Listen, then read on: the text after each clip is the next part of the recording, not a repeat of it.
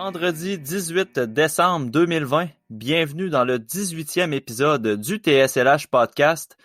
L'épisode que vous écoutez est une présentation, encore une fois, de massoif.com. Utilisez le code promo tout sur le hockey 2020, TSLH 2020, pour sauver 10% sur votre prochaine livraison de bière locale à domicile, si vous êtes de la région de Québec et de ses alentours. Je sais que massoif.com ont augmenté leur rayon de livraison. Malheureusement, c'est pas encore rendu à Montréal ni au Saguenay, encore moins à Val-d'Or. Mais pour les résidents de la région de Québec, massoif.com peut vous dépanner à l'approche du temps des fêtes. Question de stocker votre épicerie de bière. Code promo TSLH 2020 pour sauver sur votre prochaine commande. Visitez le massoif.com pour commander dès maintenant et abonne-toi également à leur page Facebook. Un petit like, ça peut toujours les aider.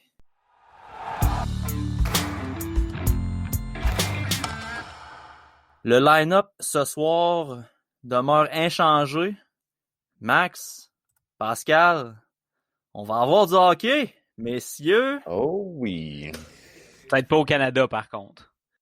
Peut-être. Ouais, il y a toujours ce point qui est pas encore réglé selon les informations de Pierre Lebrun, parce qu'au moment d'enregistrer, l'information vient tout juste de sortir à l'effet que la Ligue nationale et l'Association des joueurs ont une entente de principe pour la saison 2021 qui ferait effet d'une saison de 56 rencontres qui débuterait le 13 janvier. Renaud Lavoie rapporte que la division canadienne, ça aurait lieu. Par contre, Pierre Lebrun vient tempérer les attentes parce qu'il y aurait des provinces qui n'ont pas encore statué par rapport à ça. On sait que le gouvernement canadien s'est avancé. C'était une belle partie de ping-pong, si on peut se permettre. On se renvoie la balle plutôt au niveau des instances gouvernementaux. Mais le gouvernement canadien qui remet la responsabilité aux provinces. Donc, pour l'instant, entente de principe, au moment d'enregistrer, rien d'officiel. Probablement que les gens qui nous écoutent vont avoir eu la nouvelle comme quoi c'est officiel. Habituellement, quand on sort des informations de la sorte, c'est assez officiel. Donc, saison 2021, 56 rencontres. Les boys, championnat mondial junior, camp d'entraînement, saison de la Ligue nationale, on peut dire que c'est reparti.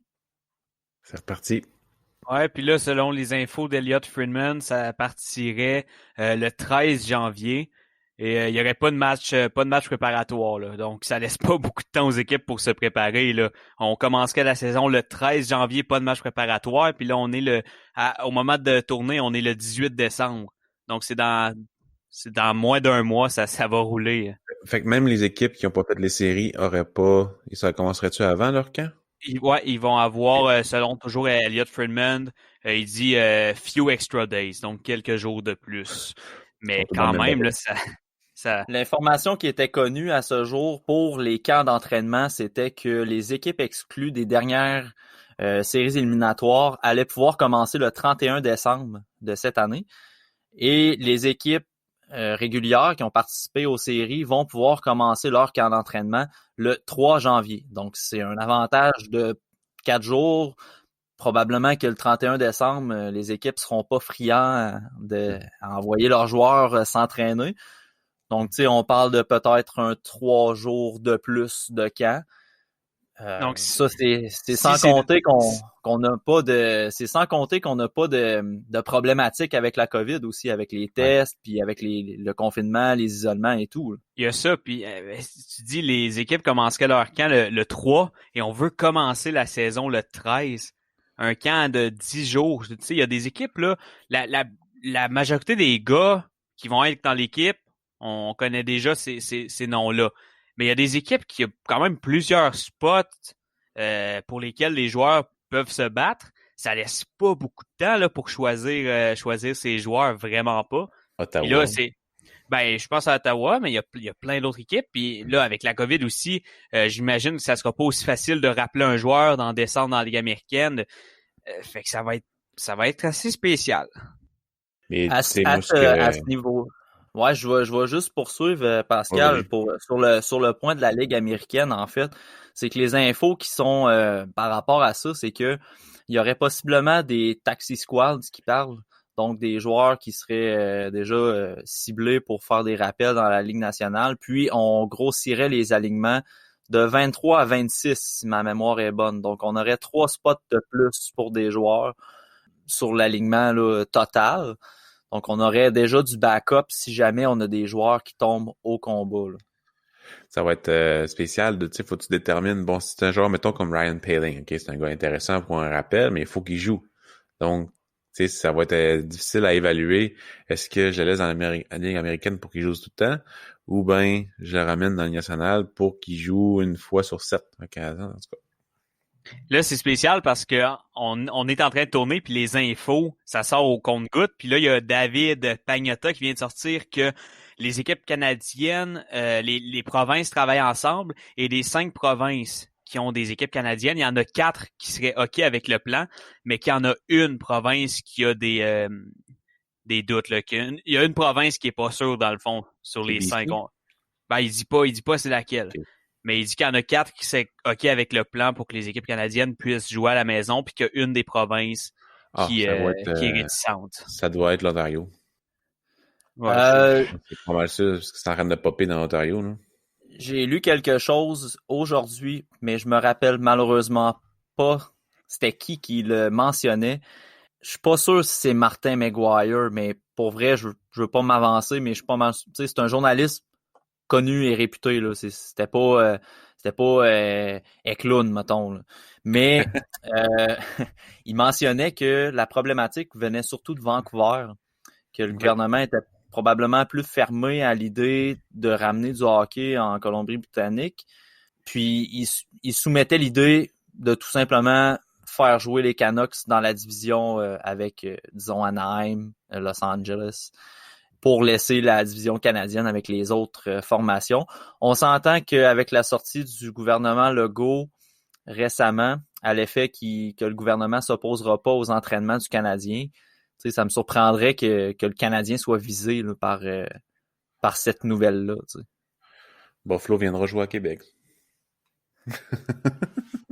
Ben, ça serait bien. Ils ont quand même un pas pire club. Ils ont ajouté des bons éléments. Malheureusement, on peut même pas aller les voir. Fait que, tu sais, on aurait une formation à Québec, mais on pourrait pas aller les voir. Tu sais, Fait que là, dans la prochaine saison, ça va être un nombre égal, je sais pas, probablement qu'on le sait pas encore. Si c'est un nombre égal de matchs, puis qu'on est 7 équipes canadiennes, ça veut dire 18 matchs contre au moins un Tkachuk.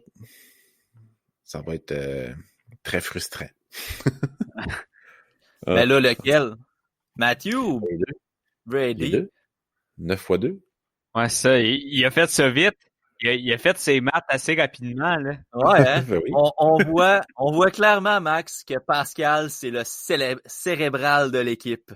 C'est le gars présidentiel cérébral de l'équipe du TSLH Podcast. J'en dirais plus de mots comme ça. On va revenir là-dessus pendant au moins 5-6 épisodes. Moi, je l'avais déjà oublié, mais... C'est le fun, on sent l'engouement, tu sais, juste le simple fait de savoir qu'il va y avoir du hockey, tu sais, on voyait le championnat mondial junior arriver, puis on voyait un peu la lumière au bout du tunnel, puis je dis pas ça parce que tout sur le hockey était sur le point de s'éteindre, loin de là, on s'est reviré quand même pas pire sur un dizaine, mais on voit la lumière dans le sens qu'on est des amateurs de hockey, puis c'est correct les gens qui voient ça, tu sais. Moi, je peux pas voir ma famille. Moi, j'ai plein de mesures à respecter. Puis pendant ce temps-là, la Ligue nationale joue. C'est injuste. Je comprends le point. Mais pour un amateur de hockey, ce qu'on veut, c'est que tant qu'à être confiné à la maison, ben, on veut du hockey à la télé. T'sais, c'est bon pour le moral. C'est un fait. Oui. En tout cas, avec la plateforme Instat Hockey, on peut écouter depuis longtemps du hockey. C'est ça qui est bien. Ça fait du bien. Mais tu dis c'est bon pour le moral, Matt, mais ça va dépendre des performances du Canadien de Montréal. Ça peut être bon, mais si le Canadien perd, c'est quasiment mieux pour Pascal qu'il n'en aille pas. Là. Je suis pas un fanboy tant que ça. Je suis un fan du hockey, après ça du Canadien. Je me contente. T'es notre fan présidentiel du Canadien. Oui, je suis votre fan numéro 1 du Canadien. Tantôt, on parlait de la problématique de la Ligue américaine. On parle du Canadien. Ça me fait penser. On approchait le cas Poehling. Est-ce qu'on le fait jouer si on le garde avec l'équipe en cas de test positif? Est-ce que c'est bon pour son développement? Moi, personnellement, je ne crois pas. Mais, mettons, à votre avis, est-ce que vous préféreriez voir un gars comme Alex Belzile se joindre à l'alignement du Canadien de Montréal plutôt qu'un jeune comme Ryan Poehling? Pour moi, ce serait Ouellet, Belzile, puis au niveau de l'attaque, un autre, là, je n'ai pas de nom qui me vient parce que je veux pas, on a Kulak, on a Mété, Yolson peut-être. Il y a plusieurs candidats. Sérieusement, cette nouvelle-là pour Yolson est vraiment bonne parce qu'on pourrait perdre au balotage si jamais on renvoie des mineurs. On pourrait perdre Kulak aussi ou ben Mété. Fait que d'avoir 3 joueurs de plus, c'est une très bonne nouvelle pour le Canadien qui s'est pacté un club pendant l'été, pendant la saison morte. Ben là, pacté, ils ont rajouté Pacté des bons plus que- éléments. Pacté plus que les 3 dernières saisons, mettons. Le Canadien est un club pacté. Ils ont payé le prix. Non, mais effectivement, tu sais, je On n'est voyais... pas de humeur à soir. On est de bonne humeur. Le hockey recommence. Le championnat mondial junior s'en vient. On peut pas ne pas être de bonne humeur. Mais c'est des bonnes nouvelles. Écoutez, reste maintenant à voir tu sais, comment ça va fonctionner au niveau... Je pense qu'on a mis l'option des bulles de côté. Tu sais, comment les voyages, comment le confinement va se passer, comment la gestion des effectifs. Tu sais, il y a des ligues qui ont réussi présentement. Tu sais, la NBA, la NFL sont capables de tenir des saisons, même que la NFL, il y a du monde dans les estrades. Je pense que si c'est faisable dans d'autres ligues, c'est faisable au niveau de la Ligue nationale. Par contre, il y a toujours un degré de la Ligue souhaite assurer la sécurité de ses joueurs à quel point. Tu sais. Je pense que la Ligue nationale nous a prouvé qu'il était quand même capable de faire quelque chose de bien avec les bulles qu'on a vues dans les séries éliminatoires. Donc, je suis quand même capable de réitérer ma confiance au niveau de Gary Bettman et des gouverneurs. Là. Puis, tu sais, ce qui aide peut-être pas la nationale de hockey, c'est qu'il y a 2 pays impliqués. Là. Il y a plusieurs équipes au Canada, contrairement à tous les autres sports, qu'il y en a juste une. C'est les Raptors. Là. Ouais, les Raptors. Des Blue Jays qui ont joué leur saison aux États-Unis aussi. C'est sûr que c'est la plus grosse... Ouais, c'est sûr que c'est la plus grosse problématique, c'est clair. Avec les équipes canadiennes, c'est évident que c'est le gros nerf de la guerre. Mais on va s'en sortir. Le Canada est plus frileux, veut pas, que les États-Unis qui sont pas dans le déni, là, mais en tout cas. Ouais, c'est ça. On en a parlé beaucoup dans les derniers jours. On a eu notre chum Max qui a livré une très belle chronique. D'ailleurs, je tiens encore à te le souligner, Max, une très belle chronique au 91.9 Sport la fin de semaine passée pour parler du championnat mondial junior. J'espère que tu t'es gardé du jus pour nous, mais on va en parler encore un peu là, parce que le tournoi approche, les équipes sont formées, les joueurs sont présentement en isolement préventif, il y a des tests qui sont faits. On a su aujourd'hui que l'Allemagne ont 8 joueurs qui ont testé positif, donc eux ils vont pouvoir commencer leur tournoi seulement le 24 décembre, donc aucun match hors concours pour l'Allemagne. Comment tu vois tout ça, Max, au niveau là, de la logistique qui s'est fait au niveau du championnat mondial junior jusqu'ici? C'est spécial. Il aurait dû avoir un fonctionnement clair établi dès le départ parce que là, chaque pays faisait un petit peu son affaire. Le Canada a super bien géré ça. Parce qu'on l'a vu même avec des cas qui sont arrivés pendant le camp. Oui, ça a fait que le camp a été plus difficile. Tu sais, il y a eu un break complet de 2 semaines. Mais c'était prévu pour ça. C'était prévu pour qu'en cas de problématique comme ça, on puisse s'arrêter un certain temps puis quand même pouvoir faire notre sélection correctement.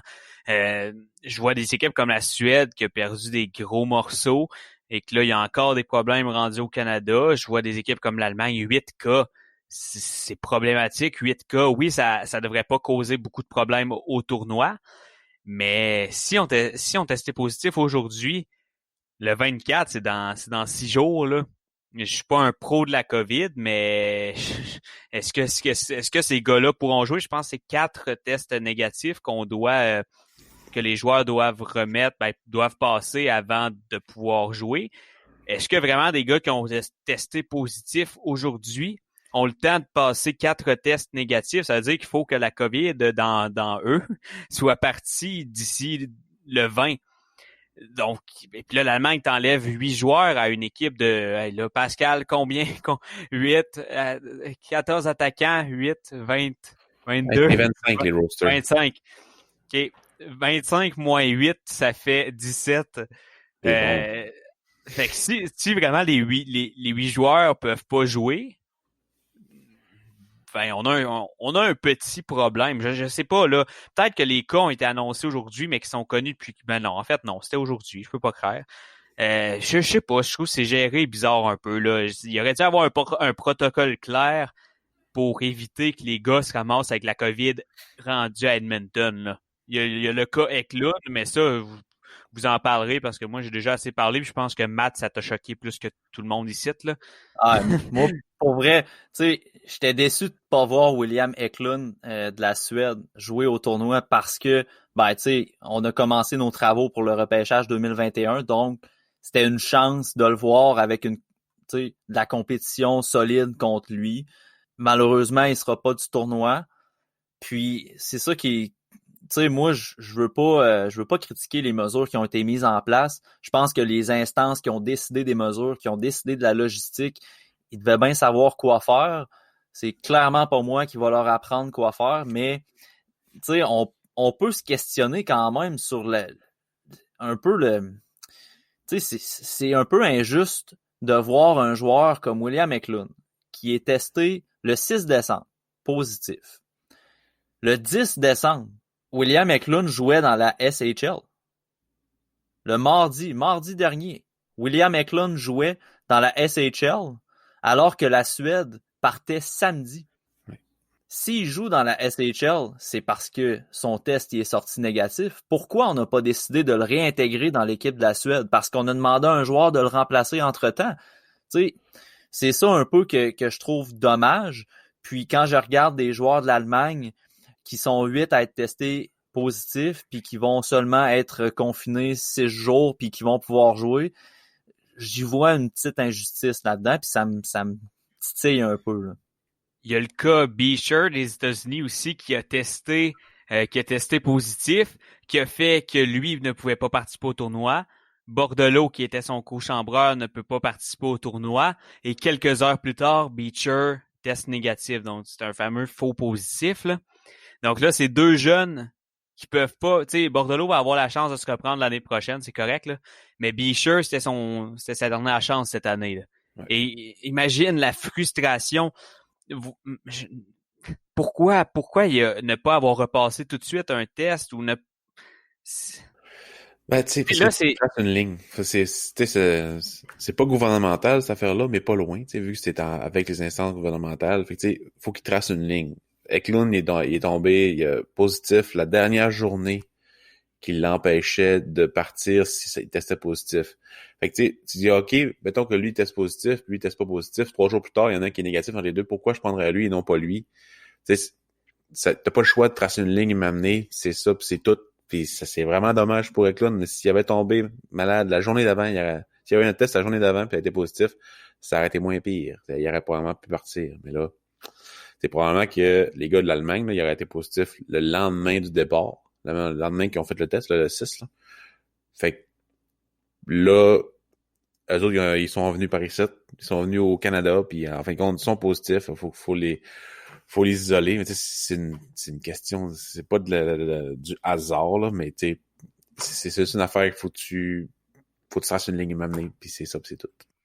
Ah, c'est ça, je le comprends. C'est juste que c'est un peu dans le débat depuis le début de la pandémie. T'sais, on se pose des questions, puis il y a des choses qui sont comme illogiques. Puis je veux pas partir sur un débat là-dessus, là, mais c'est normal qu'on se questionne du fait que Eklund est testé le 6 décembre, puis que le tournoi commence le 25 décembre.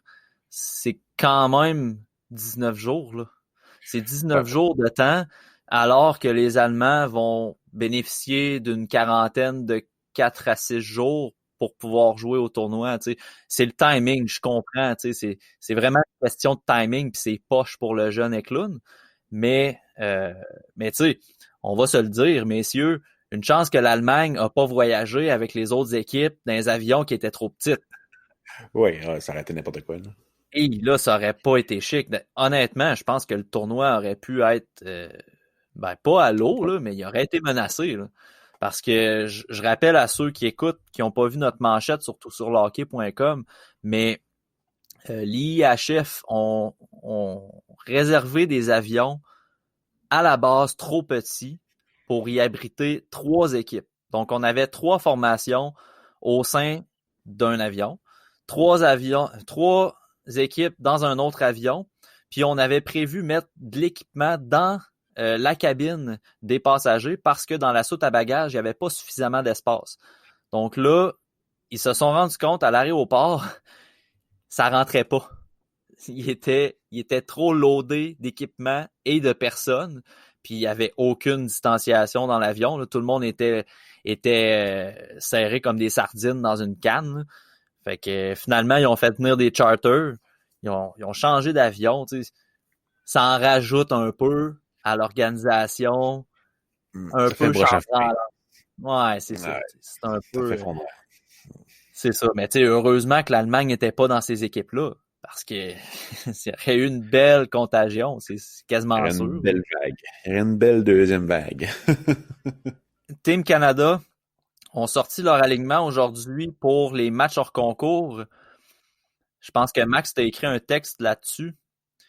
Comment tu vois la profondeur au sein on sait que la profondeur est assez impressionnante, mais avec les lignes que André Tourigny nous a fournies aujourd'hui, comment tu vois le Canada dans le tournoi, en fait?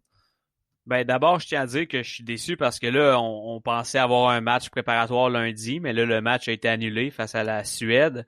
Donc là, c'est plate. Ça va être remis à je crois que c'est mercredi face aux Russes, ce qui va être finalement le premier match préparatoire. Mais ce à quoi je m'attends, t'as fait un tweet aujourd'hui, Matt, puis je t'ai répondu. À chaque année, si le Canada gagne pas la médaille d'or, c'est une grosse déception. C'est pas normal. À chaque année, le Canada devrait gagner la médaille d'or. Et cette année, je regarde l'équipe et je vois pas comment une équipe pourrait être au-dessus. Surtout que le Canada a été dans les pays chanceux qui ont pas eu de troubles pantoute avec la COVID, là. Les gars qui ont à être dans Team Canada sont avec Team Canada en ce moment. Donc, puis tu regardes ça, le premier trio, il y a Quinn, j'imagine qu'il est bon, là. Il y a Dak puis il y a Cousins, c'est des gars, ces 2 gars-là devraient dominer, là, Dak et Cousins. Puis après ça, t'as les trios 2, 3, 4, que c'est comme 3 deuxièmes trios. Il y en a pas un que je pourrais dire, ça, c'est un quatrième. Les trios 2, 3, 4 sont vraiment égaux, puis ils peuvent tous marquer, ils peuvent tous faire mal à l'autre équipe, comme ils peuvent tous très bien défendre, très bien amener de l'énergie. Donc, c'est une équipe qui est terriblement bien bâtie, puis c'est une profondeur qui est incroyable. Ben, écoute, quand tu as Dawson Mercer puis Ryan Suzuki là, comme 13-14e attaquant, je pense que ça en dit gros sur ta formation. Tu as Suzuki qui va être beaucoup placé dans des rôles défensifs, mais tu as un gars comme Mercer qui, oui, est capable d'être très bon défensivement, mais qui peut... Mercer là, pourrait être à la place de Quinn sur le premier trio. Je pense que j'aimerais mieux ça. Je pense que j'aimerais mieux voir Mercer que Quinn sur le premier trio avec Cousins et Dak. Donc, ça en dit beaucoup quand ton 14e attaquant pourrait quasiment jouer. Pourrait jouer sur ton premier trio. Puis honnêtement, là, n'importe quel gars des trios 2, 3, 4 pourrait jouer sur le premier trio à la place de Quinn. Parce que Quinn, vous savez, je suis pas un grand fan de Quinn, mais tu sais, c'est pas dégueulasse non plus du tout qu'il soit là. Il est capable de marquer, c'est un gars qui est complet, c'est un gars qui amène des choses. Mais ce qui est fou, c'est que ce gars-là pourrait jouer sur le trio 1, 2, 3 ou 4. Les gars, il y a vraiment qui sortent du lot, là. Il y a Cousins puis il y a Dak en attaque. Le reste des attaquants, c'est tous des attaquants de très grande qualité, mais il n'y en a pas nécessairement qui sont tant meilleurs que les autres. Chacun amène de quoi. Chaque trio peut te faire mal. Honnêtement, le Canada ne peut pas échapper l'or cette année. Là. Je peux pas croire. Quinn, si je reviens là-dessus, c'est un bon junior. Est-ce que ça va être un bon NHL? Je sais pas. Ouais, mais c'est un bon junior, j'ai rien contre ça, mais de le voir sur le premier trio avec tout le talent qu'il y a dans l'équipe, je sais pas, j'aurais vu d'autres petits gars à sa place sur le premier trio, mais écoute, même pas Perfetti auquel je pense en premier. Il y en a plein. C'est comme je dis, on pourrait tous les mettre là. Mais écoute, je fais 100% confiance à Tourigny. Puis si Quinn est là, il y a une raison. Puis je suis sûr que ça va fonctionner là. Cette équipe-là a trop de talent pour que ça ne fonctionne pas. Le talent est là, mais aussi à quel point la brigade offensive est complète. Là, il y a de tout. Mais puis tout le monde peut apporter de tout aussi. Donc vraiment, j'ai tellement hâte. C'est pour ça que j'avais tellement hâte de voir le premier match préparatoire. Ça va attendre encore un petit peu plus longtemps. Là. C'est agace pas mal, ce petit tournoi-là. Ça nous fait attendre. Mais j'ai tellement hâte de voir cette équipe-là en action. Là. Je me peux plus, les boys.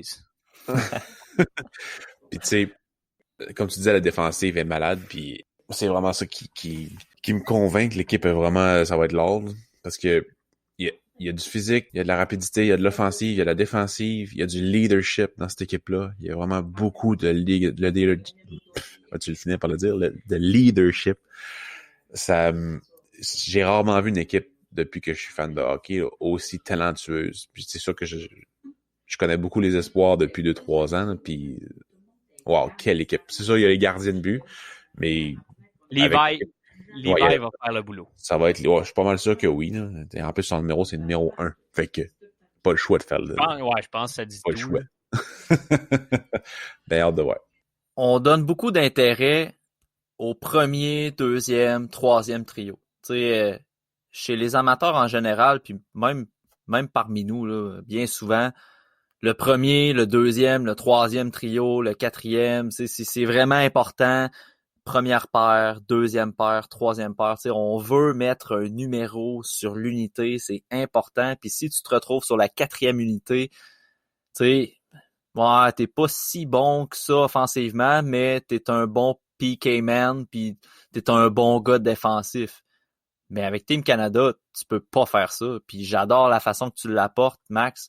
C'est que trio 2, 3, 4, c'est tous des trios numéro 2. Tu sais, tu vois un gars comme Quinton Byfield sur la quatrième unité, le premier réflexe des gens va être de dire « Eh Seigneur, quelle honte de voir le choix numéro 2 du dernier draft être sur la quatrième ligne alors que ça devrait être un gros tournoi pour lui. » Non, tu sais, Quinton Byfield peut finir par jouer 15-16 minutes quand même s'il est sur le trio numéro 4 qui est affiché sur la ligne, tu sais.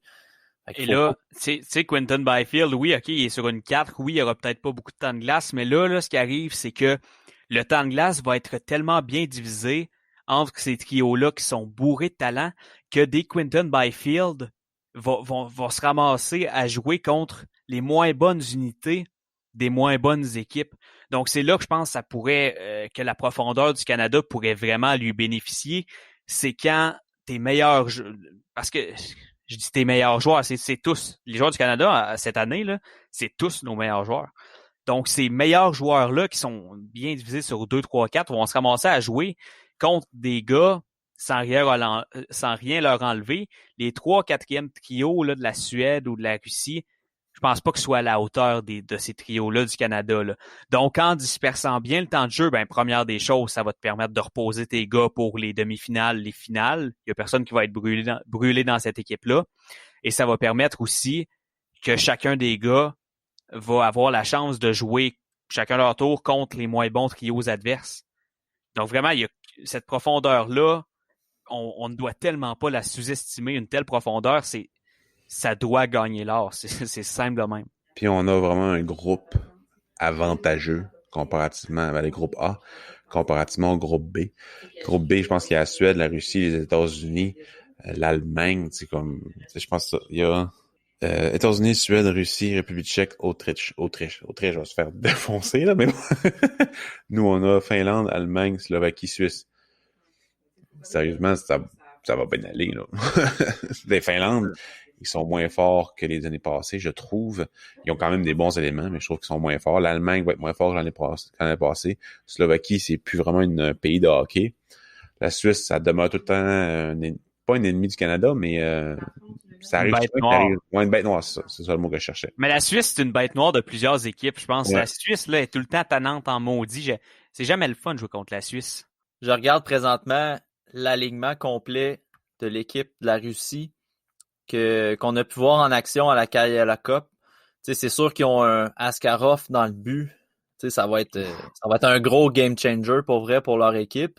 Ils ont un beau top 6, ils ont un beau top 4 en def, mais les deux derniers trios, là, c'est des joueurs, c'est loin là, d'un potentiel de Quinton Byfield, c'est loin d'un potentiel même d'un Mercer qui est le 14e attaquant. Fait que c'est là que le Canada va devoir capitaliser sur leur chance. Quand tu as un Quinton Byfield qui est sur la glace en même temps que le 4e trio de la Russie, parce que la Russie, ils peuvent pas envoyer Podkolzin à chaque présence pour couvrir un joueur ou pour se démarquer. Ils n'auront pas le choix de l'envoyer leur 4e trio. Puis le Canada va répondre avec un Quinton Byfield, un Dylan Holloway, Jacob Pelletier, Phil Tomasino. Honnêtement, la profondeur est à faire peur. Puis on le mentionnait tantôt, mais pas de médaille d'or, déception, complètement. Puis ils n'ont pas Romanov en plus en Russie. Mais vous autres, votre top 3 pour un podium, c'est qui? Pour moi, c'est inconcevable que le Canada ne gagne pas. Mm-hmm. Les États-Unis, sur papier, ils ont une solide équipe. La Russie avec Askarov, la Russie, c'est tout le temps offensivement. La Russie, on le sait, ils ont des skills, les Russes, là. Ajoute à ça Askarov dans le net. Askarov, c'est Askarov, là. C'est un gardien de 18 ans qui est très dominant face à des hommes dans la KHL. Je pense ça veut pas mal tout dire sur les chances que ce gars-là soit capable de gagner, de voler 2-3 games au tournoi s'il a à le faire, là. Faire un podium, faudrait que je m'y penche plus attentivement, là, mais c'est sûr que classique, là, Canada, États-Unis, Russie, ça devrait être assez solide. Là, je sais pas avec les différentes, pas les divisions, là, mais les groupes, est-ce que c'est un podium qui est possible, là? Mais probablement, là. Mais en tout cas, là, Suède, c'est plate parce que Suède aurait été moins fort, je crois quand même que dans des années précédentes, mais là, c'est plate parce qu'avec les gars qui ont perdu à cause de la COVID, ça vient encore plus compliquer la chose. Finlande, tu l'as dit, je pense que c'est un peu plus faible qu'à l'habitude. Allemagne, ça serait une grosse surprise que ça fasse le podium. Mais c'est Canada, États-Unis, Russie, je pense, cette année qui va... on dit tout le temps ça, là, c'est la réponse facile, puis vous savez que j'haïs ça en plus donner la réponse facile, là.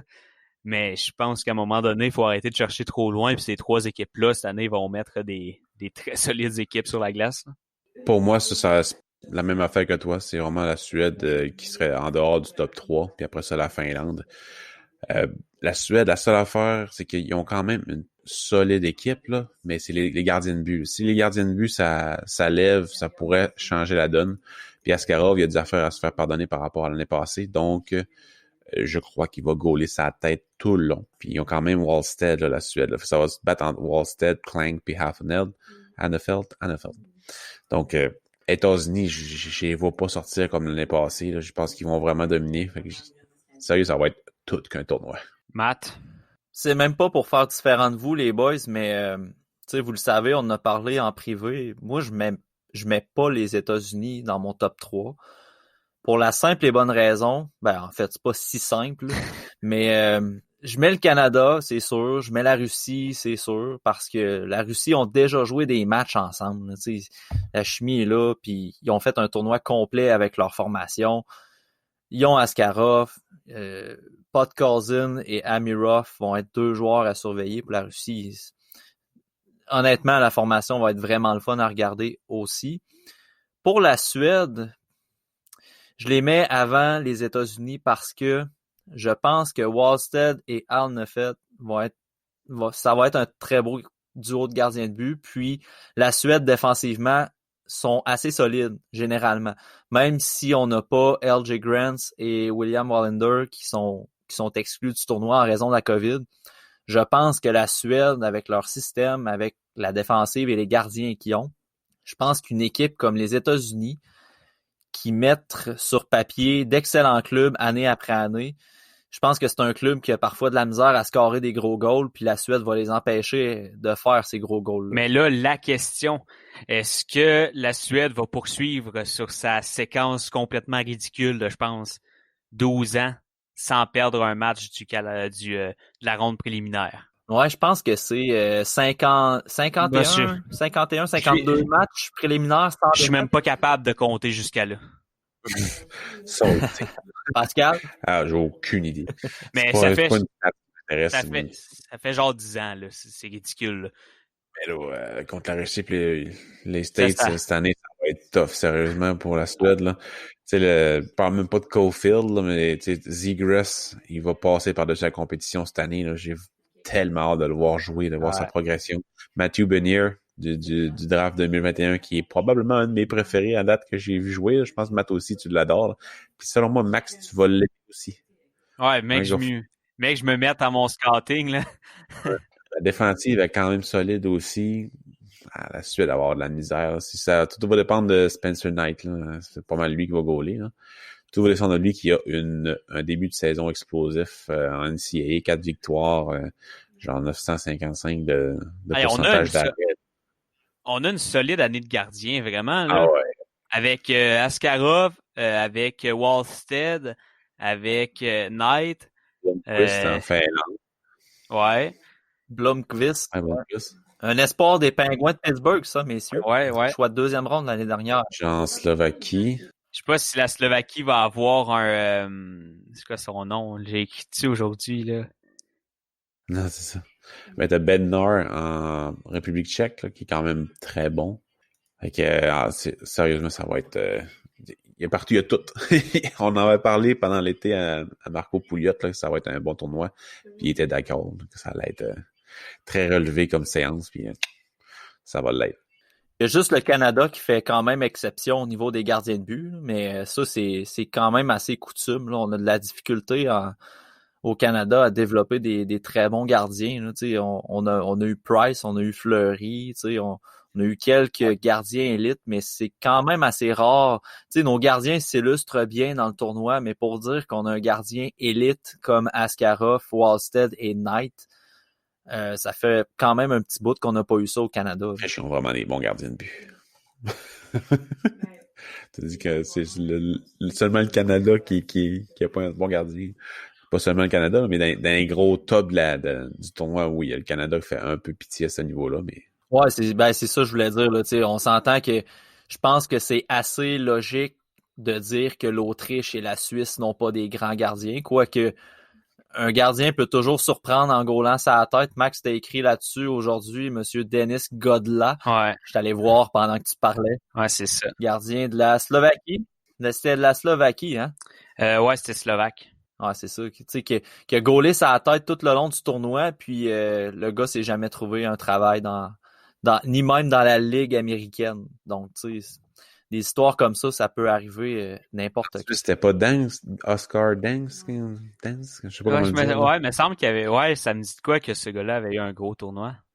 En tout cas, bref. Il y avait un gardien aussi aux Jeux olympiques, là, Kristers Gudlevskis. Ouais, Gudlevskis, c'était un espoir, je crois, du Lightning. Letton. Ouais. Letton, il était pour la Lettonie. Il avait tenu tête au Canada. C'était l'enfer, mais tu sais, c'est ça. Tu sais, un goaler, ça peut... Tu sais, c'est des drôles de bébites, là, les gardiens de but, là, tu sais. Ça peut sortir des matchs de 50 arrêts, puis le lendemain, ça peut complètement choquer, tu sais. C'est tellement... On le sait jamais. Ouais, Gudlevskis, ça avait été un choix des Islanders. L'année après son draft, il avait été joué à... Ce gars-là a joué à Tampa Bay un peu. Ouais, il a joué. Puis il a eu des très bonnes stats. Pourquoi il n'a pas joué dans LNH, Colin? En tout cas, première game dans LNH, 947 de pourcentage d'arrêt. Après ça, en 15-16, il a rejoué une game, un but alloué, 969. Après ça, il a rejoué une game en 2016-17, 1. Il n'a pas accordé de but, mais il n'a pas rejoué à part ça. Eh ben, on le salue, il joue en ce moment dans la Ligue autrichienne. Il nous écoute sûrement. Mais c'est un tournoi qui est vraiment... qui est pas pire pour les pas les histoires. Il y a tout le temps quelque chose qui se passe. Eberle, chaque tournoi, chaque année, il y a quelque chose qui se passe. Puis ça va être encore ça cette année. Fait que c'est ça. C'est le fun. Ben, cette année, Max, tu vas aimer mon commentaire, mais cette année, l'histoire va être du côté du Canada. Dans les matchs importants, on va voir un certain Jacob Pelletier sortir de sa coquille et faire le gros but. Pour vrai, tu l'as dit souvent, puis moi, c'est un joueur que je vois depuis le midget 3A, en fait.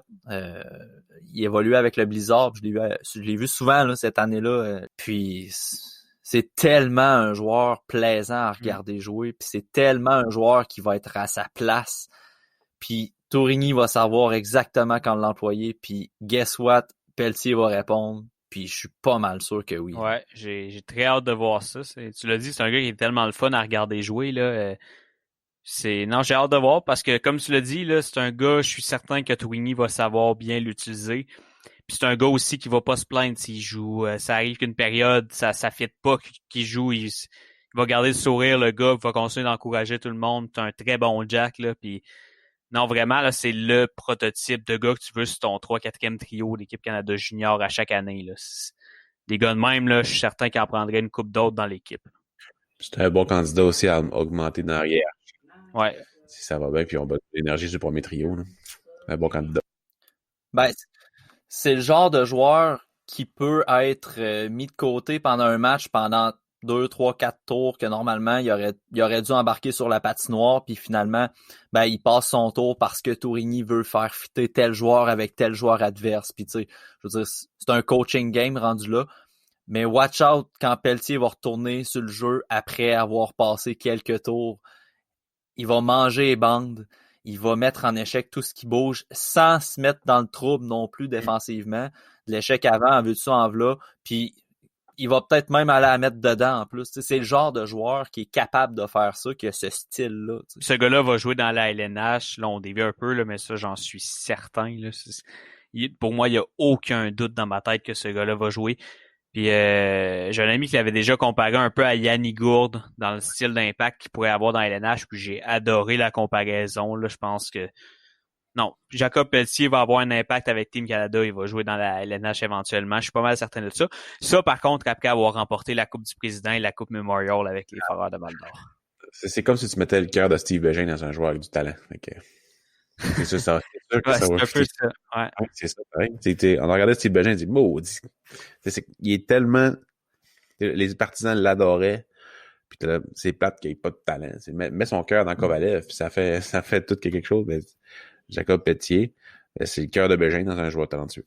Anecdote pour conclure le point Pelletier, mais le premier match que je l'ai vu en action, c'était à Lévis contre les Commandeurs dans le Midget 3.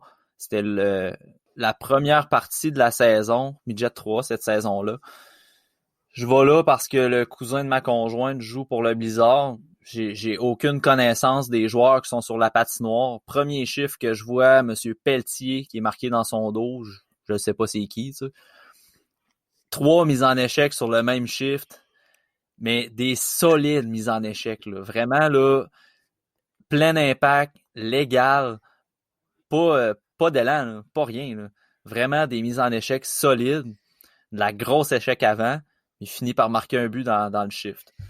Là, je me retourne, ce gars-là, il est incroyable, pour vrai, là.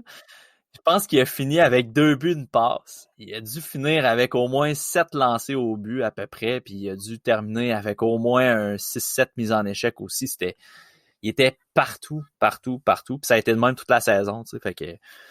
Alors, puis il adopte encore le même style, sauf qu'il est plus intelligent, tu sais, dans le 3, il courait partout, là, tu sais, ça reste que... La maturité, tu sais, le choix de je vais-tu le frapper ou non, tu sais, c'est moins développé à cet âge-là. Fait que, tu sais, là, il a amélioré ça en plus. Okay. Non, ça va être tout qu'un joueur pour vrai. Là.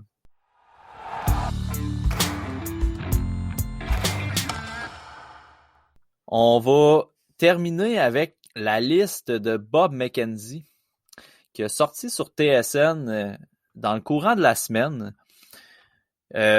Tôt quand même. Je m'attendais pas à ce qu'il sorte une liste à ce moment-ci de l'année.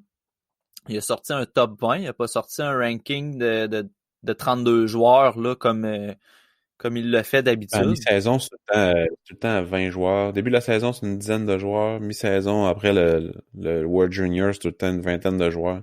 Puis à la fin de l'année, c'est une centaine. OK. Ouais, c'est ça. Lui, il adopte pas le style conventionnel, si on veut, de ranking top 32. Là. 32 parce que Seattle vont être de la partie cette année.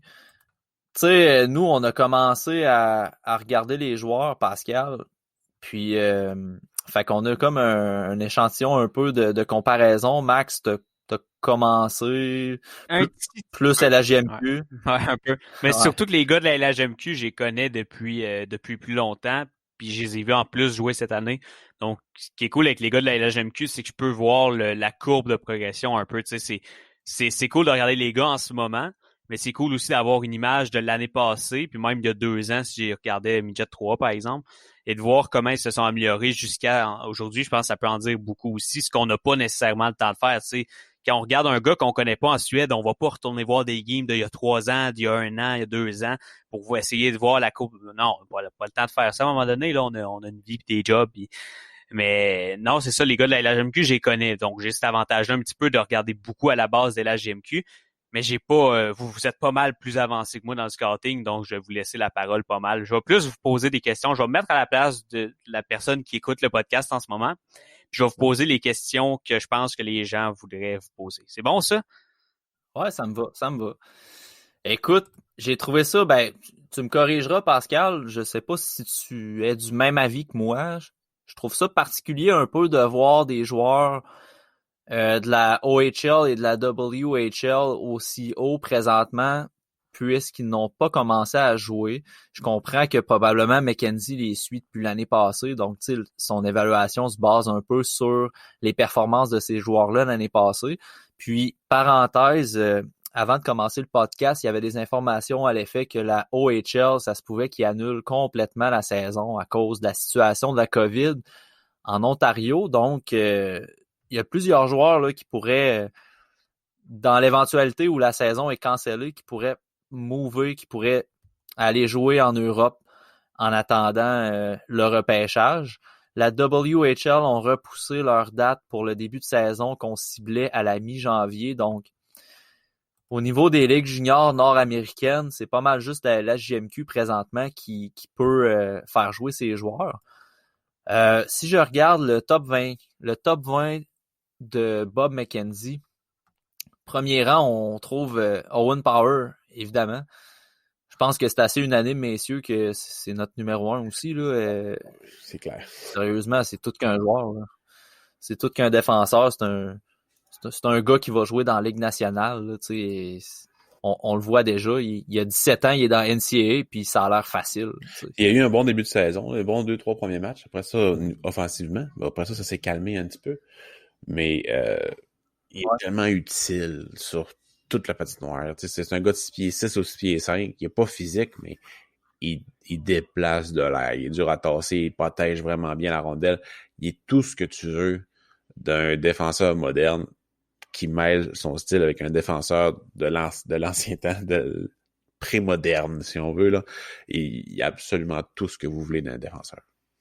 Vous savez à quel point j'aimais beaucoup Jake Sanderson. Ben, Power, c'est comme une version 2.0, une version de luxe de Sanderson. Fait que c'est sûr que dès que j'ai commencé à regarder ce gars-là, j'étais comme, OK, c'est une solide coche au-dessus de Sanderson que j'adorais beaucoup. Donc, Power, je suis tombé en amour. Je suis tombé sur le cul, puis je vois pas comment un gars pourrait être meilleur que lui. C'est comme on a dit, je suis pas beaucoup avancé dans mon scouting cette année, mais je vais être très surpris de voir quelqu'un devant Power. Je peux pas croire. En ce moment, je l'aime à ce point-là, Power. Là. Les dernières années, je sais pas s'il y a un défenseur qui bat son potentiel. Tu sais, Bowen Byron, il est bon, mais je sais pas s'il y a un potentiel plus élevé que Power, sérieusement. À l'époque, je sais qu'il y avait un très gros hype autour d'Ekblad. Là. Oui, Ekblad, c'est vrai. À l'époque du draft, t'as raison. Maintenant, ça s'est calmé un petit peu. Ouais, c'est ça. Ça reste un bon défenseur, mais c'est pas un défenseur numéro 1. Là. En tout cas, t'as Simon Vincent, qui est numéro 2 dans la liste, suédois. Ouais. Quand j'ai commencé à le regarder, j'étais un peu... j'étais pas déçu, mais je m'attendais à plus, mettons. Puis c'était des matchs en octobre, je crois que j'avais regardé.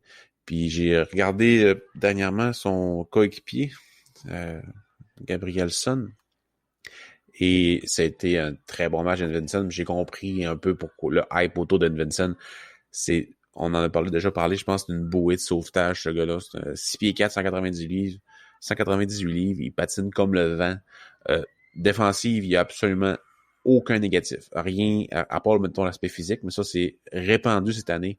Il n'y a quasiment pas de défenseur physique. C'est juste des défenseurs qui sont capables de patiner, offensifs, avec des bonnes attitudes défensives. Mais Edvinson, c'est un excellent défenseur défensif avec des flashs offensifs qui manquent un peu de constance. Mais ça va venir dans l'année, il va prendre confiance. Il a de très bonnes mains, une mobilité du tonnerre, comme j'ai dit. Watch out, ce défenseur-là.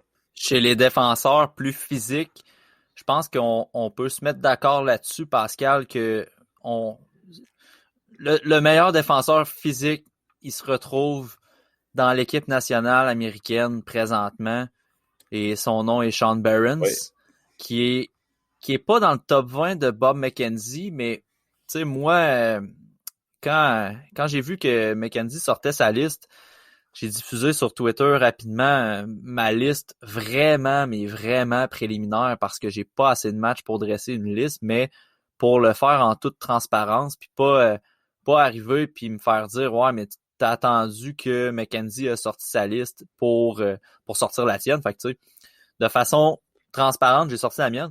Moi, Barons, présentement, il est 9e. J'ai 3 matchs de regarder de lui. Ça m'étonne. Présentement. Il est 9e. Il est bon, sérieusement. Tu sais, moi, je le mets avant Reshchuk puis Chaika, c'est 2 défenseurs que j'avais regardés avant, mais j'ai regardé beaucoup Luke Hughes, qui est dans le top 20 de Bob McKenzie.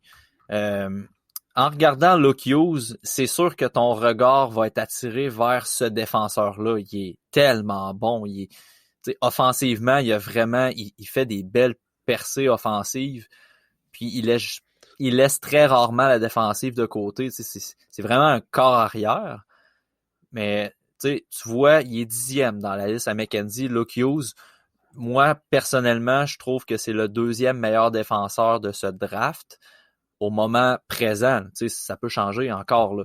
Mais les yeux sont souvent attirés vers Luke Hughes, mais Sean Barons est tout un défenseur qui est capable d'être physique, puis c'est un petit bulldog, là.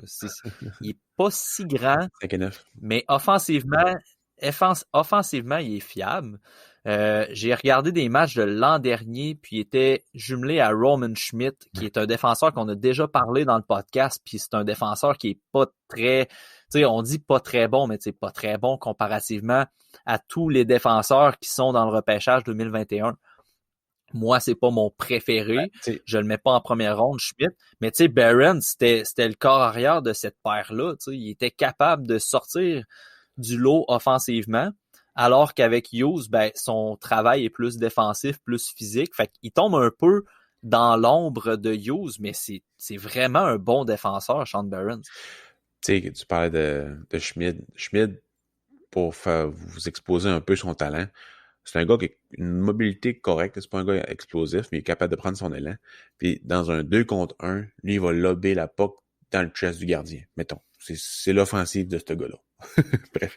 Mais pour Barons, t'as vraiment bien résumé ce que je voulais dire. Il laisse beaucoup de place à Hughes. Vraiment beaucoup, beaucoup.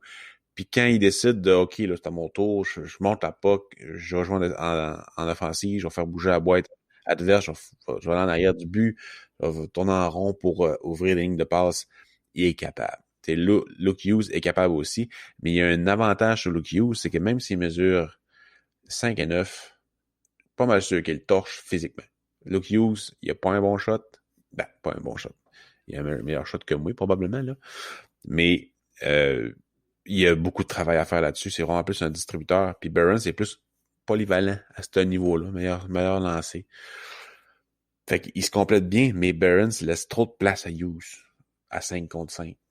Puis ça va probablement jouer un peu sur son classement. Mais s'il prend de la place, s'il fait jouer avec Reshchuk ou bien avec d'autres défenseurs dans l'alignement, pas mal sûr qu'il va augmenter dans beaucoup de listes. Puis j'ai bien hâte de voir ça parce que c'est un très bon défenseur. On parle souvent, Pascal, que le draft 2021 est un draft de défenseurs. Je regarde le top 20 de Bob McKenzie. T'as Owen Power et Simon Edvinson, les deux premiers. Par la suite, Brent Clark qui est cinquième. Lui qui a toujours pas encore joué cette année. J'ai pas encore beaucoup regardé. J'ai regardé un match de lui l'année dernière, mais je veux pas vraiment m'avancer sur son potentiel, mais je pense que c'est le genre de défenseur qui pourrait sortir facilement top 5. Shaika qui est 13e. Après ça, on a Carson Lambos qui est 17e. On a, puis c'est tout.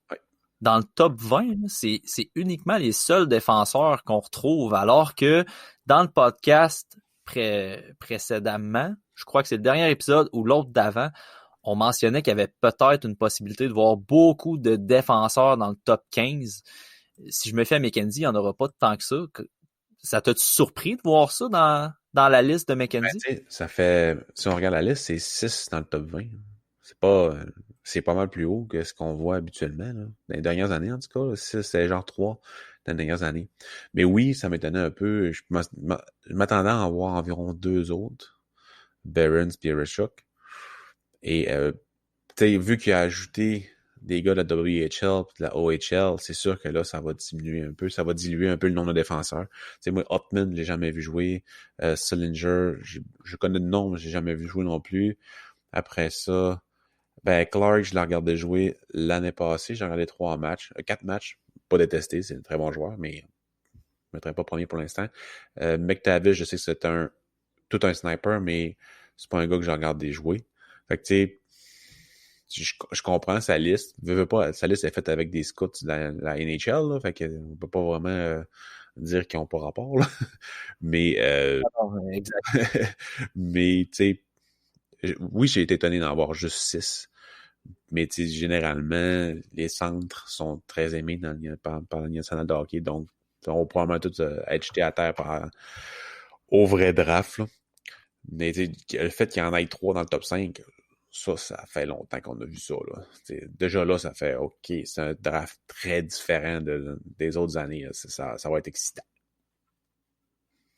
Puis si on regarde du côté des attaquants, on a Dylan Gunter qui est 3e, qui est, en fait, selon McKenzie, serait le meilleur attaquant présentement disponible pour le draft 2021. Gunter, c'est un joueur que j'ai regardé, mais beaucoup en indirect, là, en regardant un autre joueur, finalement, il jouait en même temps, donc je l'ai vu aller un peu. C'est pas un gars qui m'excite encore au point de le mettre 3e, là. Fait que, tu sais, quand j'ai vu ça, je me suis dit, il va falloir que je refasse mes devoirs un peu, là, parce que je le trouve haut, mettons, dans la liste, puis moi, il est quand même bas, là, tu sais. Je l'ai 17e présentement, mais c'est clair qu'il va être plus haut que ça, là. Mais c'est parce que j'ai vu d'autres joueurs j'ai vu d'autres joueurs plus souvent que Gunter. Fait que, les joueurs que j'ai plus vus présentement, je les monte un peu, puis c'est un peu comme ça mon ranking évolutif que je fais. Sinon, après, on a notre petit chouchou, là, Pascal, là, Matthew Beniers. Puis ensuite, au 6e rang, on a William Eklund. Chez les attaquants, puis après Eklund, on a Ken Johnson. Fait que ça nous fait un beau petit package pour discuter au niveau des attaquants. On a parlé dans le dernier podcast qui on voyait comme meilleur attaquant pour le prochain draft. Moi, je m'avançais avec Eklund. Je pense que tu as commencé tes devoirs, Pascal, et je pense que Ken Johnson t'a tombé dans l'œil, mais... Beniers, mais... À force de regarder Beniers, là... Ouais. J'ai regardé... vu que je regarde Powers pas mal, puis Johnson, puis Beniers, mais j'ai un échantillon d'environ 6 à 7 matchs pour chacun. Fait que ça commence à être un bon échantillonnage. Et je pense que Beniers est mon joueur préféré des 3 qu'on vient de nommer. De Eklund puis Johnson. Mais je crois que Johnson va sortir avant à cause de l'aspect flashy de son jeu. T'sais, il peut te sortir il y a beaucoup de monde qui vont... toute la saison, vous allez voir ça, là, tout le monde va le comparer à Patrick Kane. Tout le monde, ça va être ça. Parce qu'il peut te sortir des jeux du revers dans le top net, à côté après le goaler. Il fait des... Moi, je suis un gars qui a facilement le motion sickness, là. Dans le fond, j'ai le mal de cœur en char si je regarde mon téléphone 2 secondes. Ben, quand je regarde Ken Johnson, ça me donne ce sentiment-là, parce qu'il tourne tout le temps. Fait que la caméra, là, elle le suit, puis elle sait pas où qu'elle va. Fait il te fait des tourniquets pour déjouer 3-4 joueurs, faire une passe par en arrière, calculer qu'il a réussi à la palette de Benier. Fait que ça, ces flash élites-là sont très intéressants. Benier, lui, c'est un gars plus stable, mais pas moins talentueux. Il fait moins de risques, en relance surtout, là, parce que Johnson prend beaucoup de risques en relance, avec ses tourniquets puis tout. Mais Benier, lui, c'est un gars stable qui prend quasiment jamais de risques, donc jamais de turnover, mais il essaye quand même des passes savantes en transversale, en offensive, tout qu'un joueur de hockey. Puis je suis content de le voir quatrième, mais pas en même temps, parce que je pensais que dans ma liste, il va être haut, là, ma liste. Fait que j'étais comme, le monde, ils vont me dire, oui, pourquoi? Non, en fin de compte, il est 4 sur la liste. Il y a quatrième sur la liste de McKenzie. J'ai pas pantoute de spoiler alert. Mais Ken Johnson, j'ai eu la même réflexion. Ouais, Ken Johnson peut être aimé à fond par les partisans. Ce gars-là est incroyable, là. C'est ça. Il n'y a pas de Lafrenière, il n'y a pas de Jack Hughes, mais il y a tellement beaucoup de bons joueurs. Bon draft. Tu sais, je sais pas comment le dire en français. Ben, en fait, c'est pas mal moins hot le dire en français, là, mais tu sais, Ken Johnson, il a un gros bag of skills. Tu sais, ben, c'est parce qu'il y a un sac d'habileté, là, c'est pas beau à dire. Là, fait, c'est pas mal plus frais de dire bag of skills. Oui. Mais tu sais, Ken Johnson, il va sortir une feinte nouvelle presque à chaque minute. Tu sais, c'est fou, là. Comment ce gars-là a une capacité avec la rondelle de faire ce qu'il veut. Puis, effectivement, tu sais, c'est un gars d'highlight. Tu sais, c'est le genre de gars, là, qui va te fournir 2-3 highlights à chaque game. Donc, c'est sûr que, tu sais, au niveau de la NHL, non, là, parce que, tu sais, il regarde les joueurs et tout, mais c'est sûr que dans les listes, mettons, des gens, il va être haut parce que des highlights de lui, on va en voir partout. Fait que, tu sais, c'est accroche l'œil. Puis, on a l'impression qu'il est meilleur que Beniers, mais je pense que c'est faux de croire ça. C'est faux.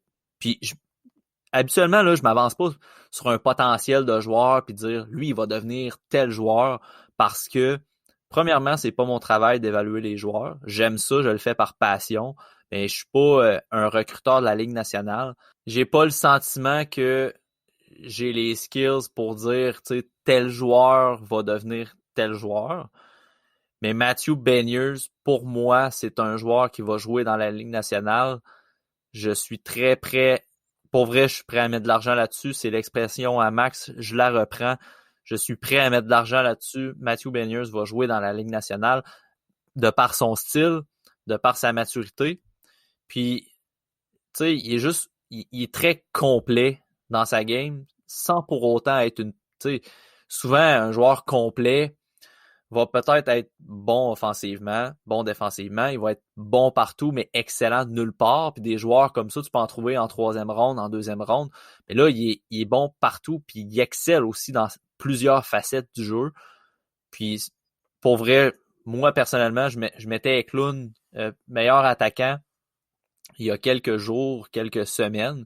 Là, c'est sûr que ça fait quelques jours que j'ai pas regardé Eklund. Ça fait un petit bout que je l'ai regardé. Donc, je serais peut-être dû pour le regarder quelques autres rencontres. Mais Matthew Beniers, pour moi, à mes yeux, c'est le meilleur attaquant du repêchage 2021 à ce jour. Ça peut toujours changer. Là, à un moment donné, mon échantillon, il est tel aujourd'hui, mais en mai, il va être différent. Fait que, tu sais, ça peut toujours changer. Avec là, je viens de commencer aujourd'hui, j'ai regardé hier et aujourd'hui, j'ai regardé 2 matchs et c'est un très bon joueur de hockey, vraiment, mais je le mettrais après Johnson et Benier parce que je trouve que avec Holt, ça va super bien.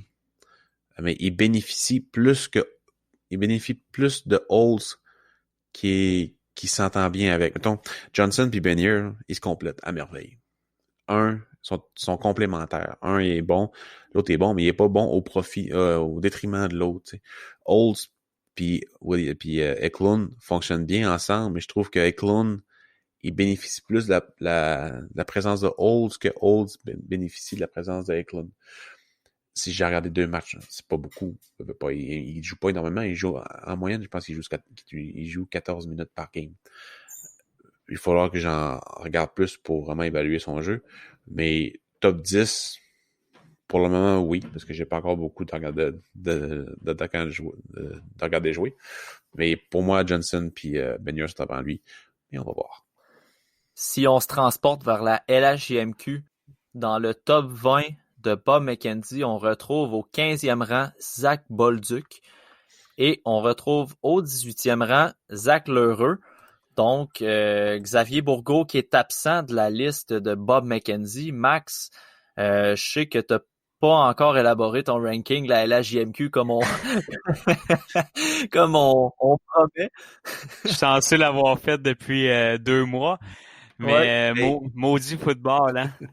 Ben, tu sais, par rapport à la liste de Bob McKenzie, par rapport à sa liste, on voit Bolduc en haut de L'Heureux et forcément en haut de Bourgault parce qu'il n'est pas dans le top 20. Toi, à ton avis, est-ce que c'est un ordre relativement logique ou tu irais d'une autre façon? C'est l'ordre que j'ai. Moi, c'est Bolduc qui est quand même, pour moi, là, Bolduc est une bonne coche en avant de tous les autres gars de la LHJMQ. Après ça, j'ai aussi L'Heureux en deuxième. J'ai pas vu les autres gars, fait que je peux pas te dire que moi je l'aurais autour de 20. J'ai pas assez scouté pour dire ça.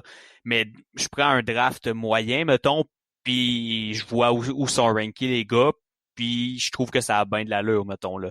Bolduc, je pense que c'est un gars qui pourrait s'approcher d'un top 10. Mais je suis pas sûr qu'il pourrait entrer dans le top 10, mais je pense qu'autour de 15, ça a bien du sens. L'Heureux, je vois ça autour de, je prends encore un draft normal autour de 20-22, puis un gars comme Bourgault, je vois plus ça en fin première ronde, là.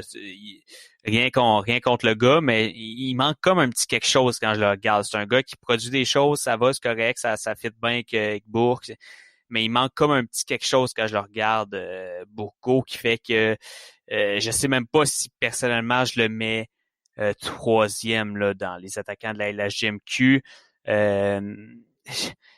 Pour moi, vous savez, j'ai Robida en très haute estime.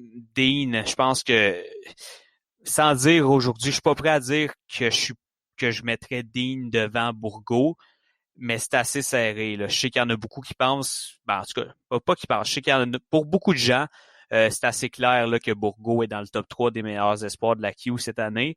Mais pour moi, Dean est dans le mix, Robida est dans le mix aussi. Josh Roy, c'est dur à dire, ce gars-là a tellement un gros potentiel offensif, mais on dirait que, je sais pas, il manque quelque chose. Mais tu sais, pour moi, le top 2, là, il est scellé, puis je serais bien surpris que ça change d'ici à la fin de l'année. T'as Bolduc, une bonne coche en avant des autres. Après ça, t'as L'Heureux, qui est un très bon joueur de hockey. Puis après ça, pour la troisième position, je sais pas. Faudrait que j'en regarde encore. Puis c'est pas parce que je les ai pas regardés beaucoup. Chaque gars, j'ai regardé, je pense au moins 3 matchs là, de shift by shift de chaque gars. Mais je suis pas capable de placer Bourgault, Dean, Robida. Mais aujourd'hui, je savais à faire ça à froid. Là, je dirais que Robida est mon troisième gars de la Q.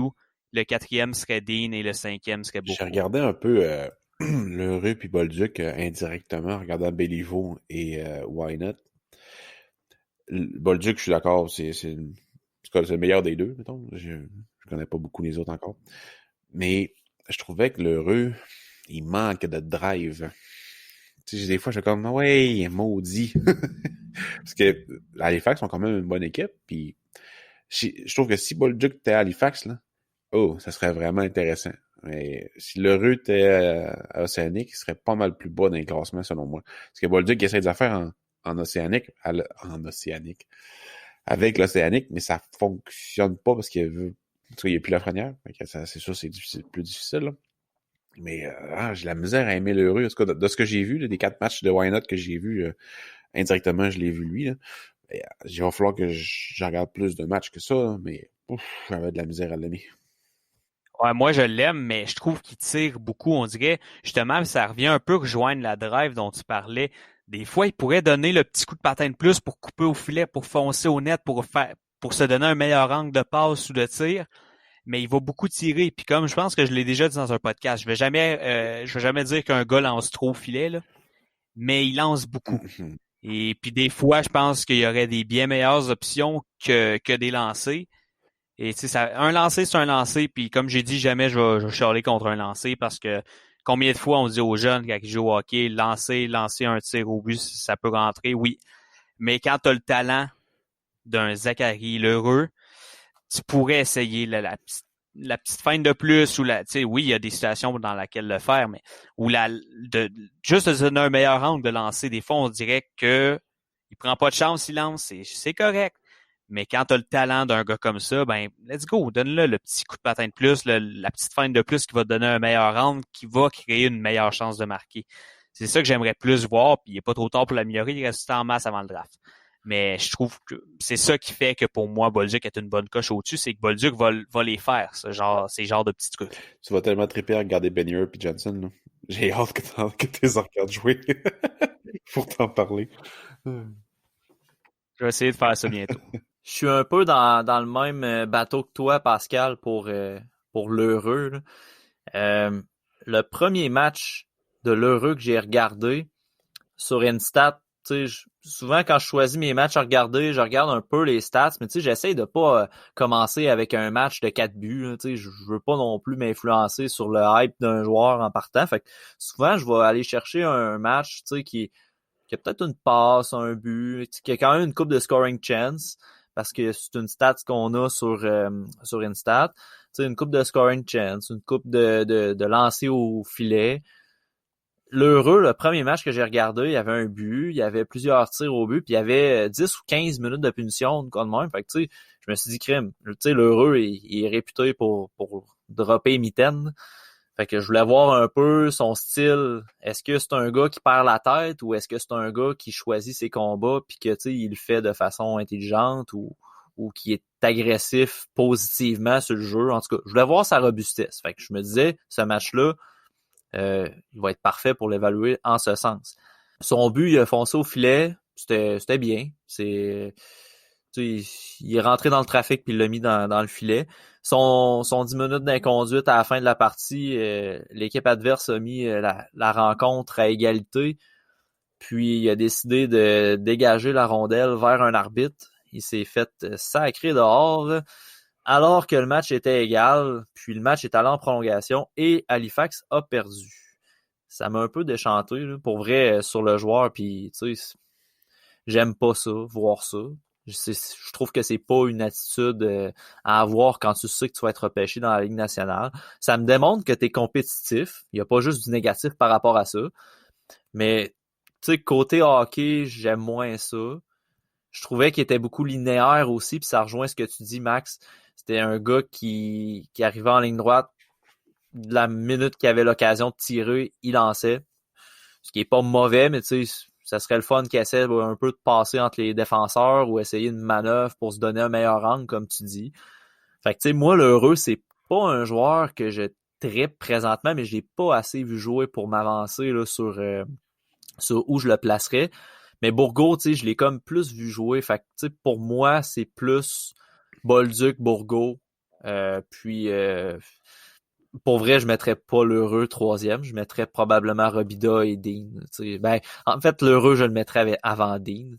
Mais encore là, comme je dis tout le temps, ça peut changer dans la saison. C'est drôle parce que je dis qu'il manque de drive, puis c'est juste de ça que Mackenzie parle dans son texte. C'est Craig Buttons.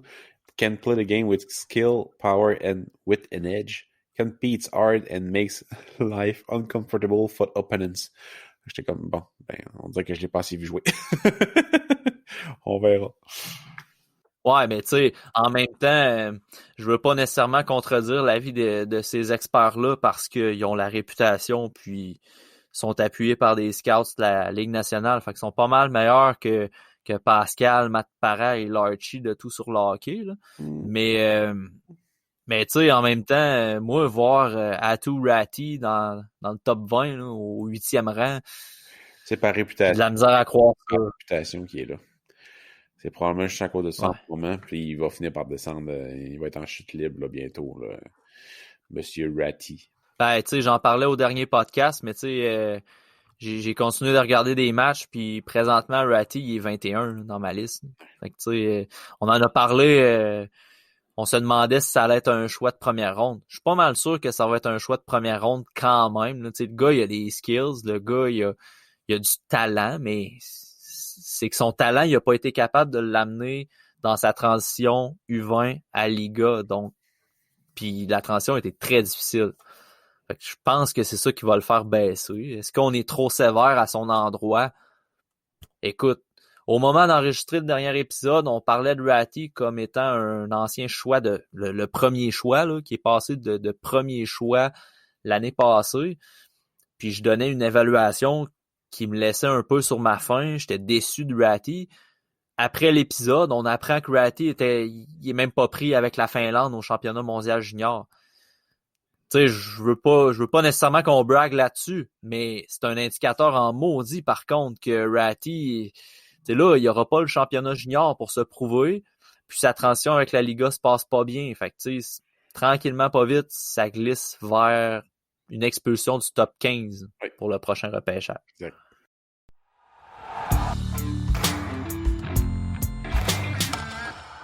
Messieurs, je voulais vérifier avec vous, on avait-tu d'autres points qu'on voulait aborder par rapport au hockey? Peu importe, repêchage canadien. Ça peut être football. Malheureusement, on n'est pas un podcast de foot, donc non, malheureusement. Mais je voulais voir avec vous si vous vouliez qu'on discute d'un autre point ou si on closait notre épisode là. MVP du championnat junior, ton champ gauche, là, pas Kirby Dach. Là. Ouais, c'est une bonne question. Ça va être Dylan Cousins. OK. Toi, je m'avancerais avec Vasily Podkolzin pour la Russie. Ouais. J'hésite. Je suis Askarov. C'est pas vraiment champ gauche, mais je vais y aller avec Zegras des États-Unis. Ouais, ben Zegras, c'est pas mal mon deuxième shot. Ça dépend, en fait. Quand tu fais cette prédiction-là, c'est pas mal de prédire en même temps qui gagne. Parce que si le Canada, ben, je pense que ça va être Cousins ou Dach, on s'entend, là. Si les États-Unis, ça va être Zegras. Si c'est la Russie, ça va être Podkolzin ou Askarov. Si c'est la Finlande, ben, ça va être Lundell. C'est quasiment de dire qui gagne. Je sais pas, statistiquement, mettons, dans les 20 dernières années, combien de fois l'équipe qui a gagné avait le MVP dans son équipe, là. Mais d'après moi, c'est assez souvent, là, on s'entend. Normalement, les boys ont fait un épisode à toutes les 2 semaines. Donc, je regardais le calendrier ce matin, puis techniquement, ça serait notre dernier épisode de 2020 avec l'épisode 18. Par contre, on s'en est parlé entre nous, donc on va le dire aux auditeurs également. Mais pendant le championnat mondial junior, on va vous offrir un épisode, pas spécial, mais on va faire un épisode de plus que ce qu'on fait habituellement aux 2 semaines. Donc, on va faire un épisode qui va être mis rapidement sur les plateformes en audio. On le rappelle sur Apple Podcasts, Spotify, Balado Québec, iHeartRadio. En fait, toutes les plateformes qui accueillent des podcasts, on est dessus. Puis vous pouvez aussi l'écouter sur YouTube si ça vous tente et sur notre site web, sur Spreaker également. Mais on va faire un épisode pour le championnat mondial junior en plein tournoi. Puis ça devrait closer notre année 2020 avec cet épisode-là. Donc restez à l'affût. On va annoncer la date qu'on va sortir l'épisode, puis le lendemain qu'on va enregistrer l'épisode, puis le lendemain ça va être disponible. Inquiétez-vous pas.